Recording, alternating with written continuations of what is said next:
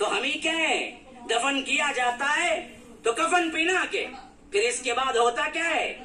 میں نے ایک جگہ سائنٹیفکلی پڑھا تھا کہ ایک انسان کو جب میت کو خبر میں رکھا جاتا ہے تو اس پہ کیا بیتتی ہے. ایک اچھا آرٹیکل تھا، مضمون بڑا جامع بھی تھا.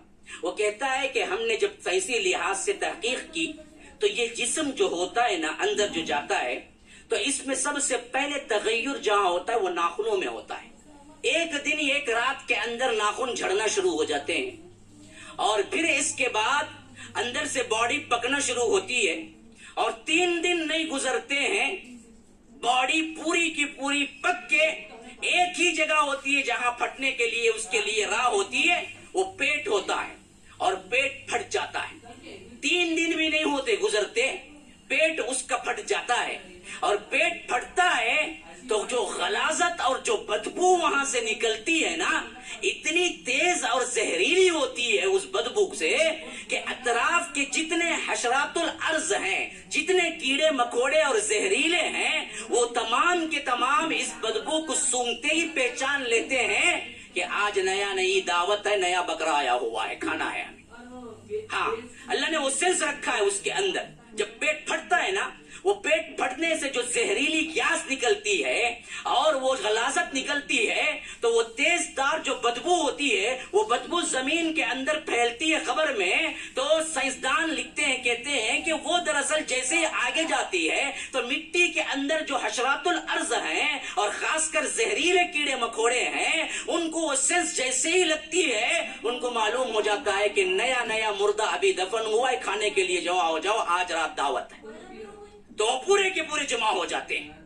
پھر اس کے بعد وہ ایسے کھاتے ہیں انسان کے جسم کو، ہڈیاں باقی رہ جاتی ہیں، اور یہ ہڈیاں بھی پھر چند دن کے بعد چٹکنے لگتی ہیں، الگ الگ جوڑ الگ ہونے لگتے ہیں. ایک ہڈی ایک جوڑ الگ کر دیتی ہے، اور کچھ عرصہ نہیں گزرتا اس کا کوئی نام و نشان نہیں رہتا ہے. یہ حالت ہو کر رہنے والی ہے ہر کسی کی. تمہارے جسم کو تم نے آرائش و زیبائش کے لیے اللہ سے ناراضگی اختیار کر لی، حرام کاری اختیار کر لی. ہاں، جو روز روز اللہ کے رسول کی سنت کو گٹر کی نالیوں میں بہاتے ہوئے نہیں ڈرتے، شیونگ اٹھتے ہی شیونگ کرتا بدبخت. اللہ کے رسول کو یہ چہرہ دیکھنا تک پسند نہیں تھا. تم حوض کوثر کا جام لوگے شیونگ کر کے مر کے؟ یاد رکھو وہیں تمہاری کیا سختی شروع ہو جائے گی جب ملک الموت دیکھیں گے میت آئی ہے بغیر داڑھی کے، پکڑو اسے. نشانی تو لے کے نہیں آیا. ایک ہی تو عمل، ایک ایسا عمل ہے نا جی جو نامہ اعمال میں نہیں تمہارے ساتھ آتا ہے. باقی سارے عمل تو نامہ اعمال میں آتے ہیں.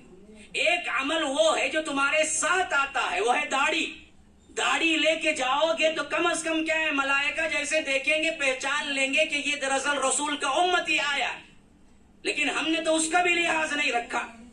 تو یاد رکھیے، پھر یہاں سے جب سوالات کا سلسلہ شروع ہوا تو یاد رکھو جس کا سوال ہو گیا اس سے بھی یہ سوال چوتھا ہوگا. ترمذی وغیرہ کی روایت کے مطابق 3 سوالات تو مشہور ہو گئے، لیکن 4واں بھی ایک سوال ہے. تو انہیں کیسے جانا؟